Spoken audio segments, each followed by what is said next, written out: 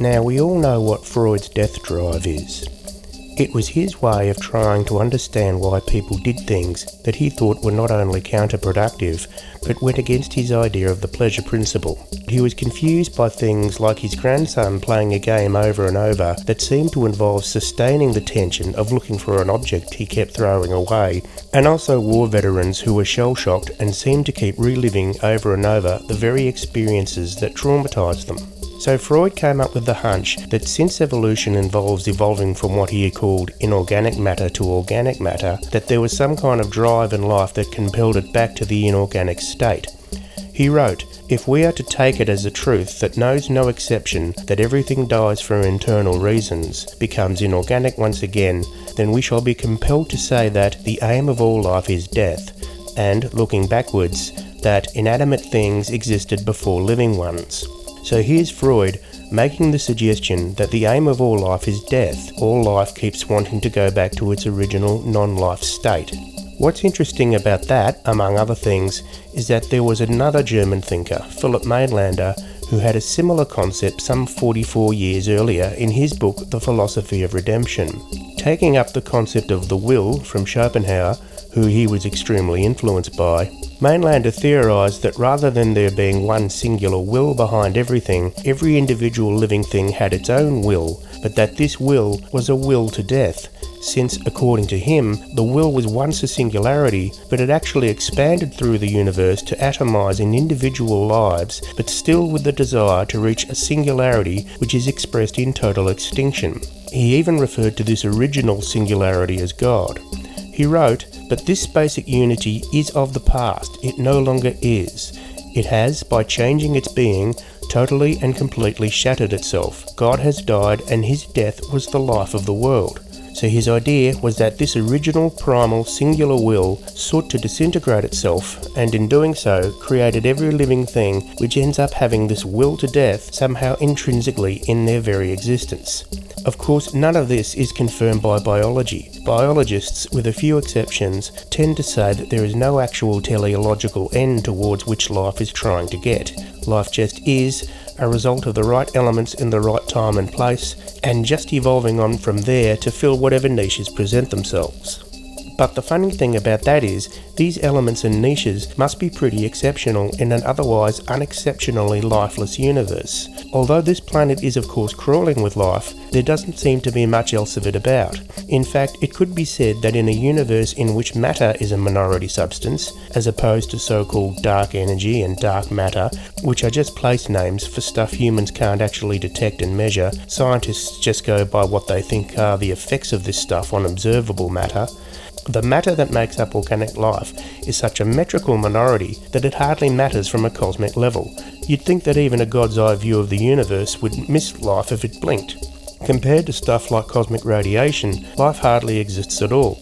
In fact, the concept of life could well be a simple mistake. There's this idea called abioism that's a philosophical idea that life doesn't exist. It's based on the concept that since to have something you could say is alive, you'd have to have a bunch of disparate things like chemicals and atoms and stuff like that on their own you'd hardly say are alive, but when they're all put together in certain ways, the level of aliveness gets more and more apparent. But that's only a matter of degree, of saying, well, this is a living organism as opposed to the bits it's made of, which aren't.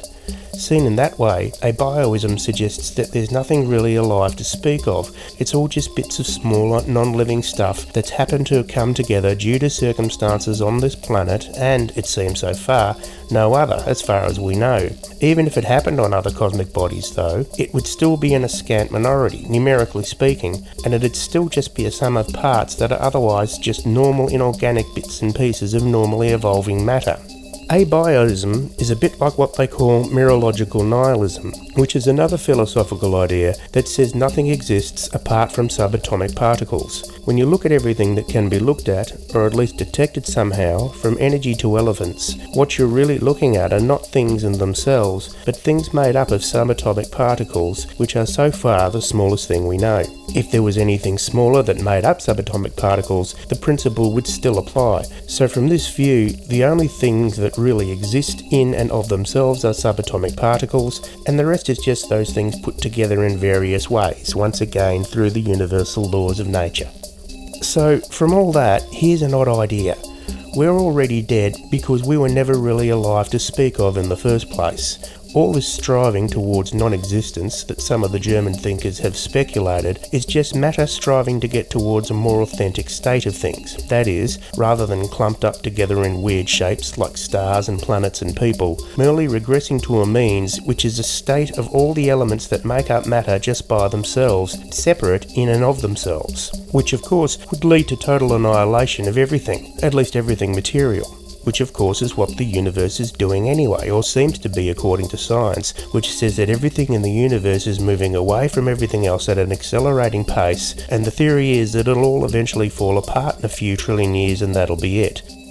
But on the other hand, there's also the theories of Ernest Becker, an American this time, a psychoanalyst who was of course influenced by Freud. He had the idea that what's really going on in the human subconscious is not some striving towards non-existence, but a very fearful striving away from the very thought of it. He believed that people have an unconscious fear of death that is so strong it motivates pretty much everything we do, from having sex to establishing religions. We do this, he thought, mainly through our cultures and societies.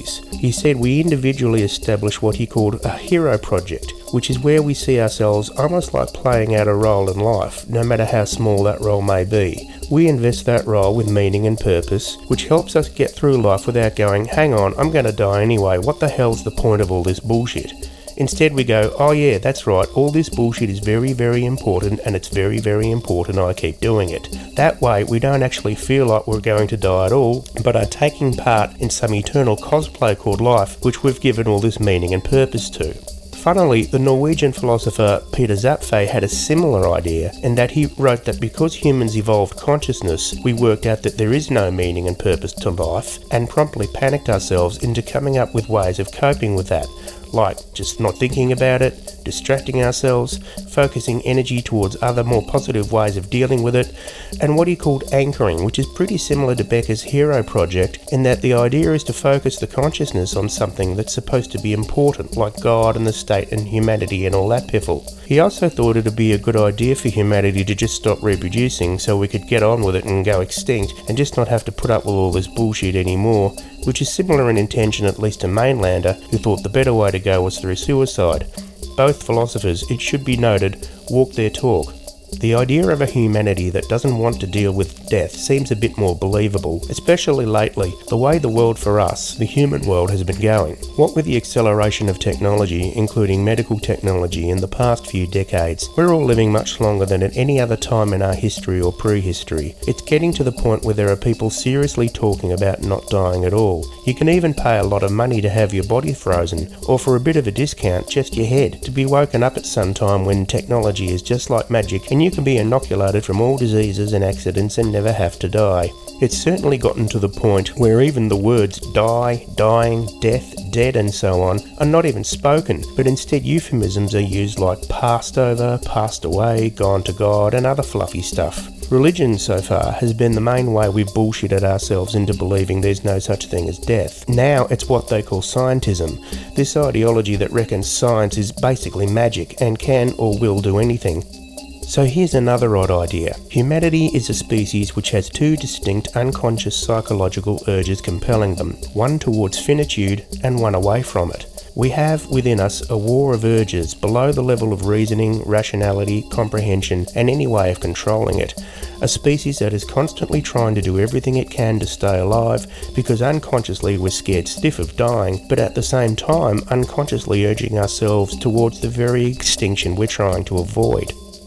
Does that seem rational? Not at all. Except of course if you look at how we've been going lately, what with our huge spike in population recently, alongside our huge spike in consuming every resource available, our extending of lives as long as possible at the same time as inventing more and better weapons to kill as many people as possible, our complete inability to come up with societies optimal enough to just sustain us materially and with cultures to just sustain us psychologically, instead oscillating from every extreme left and right until the centre can't hold anymore.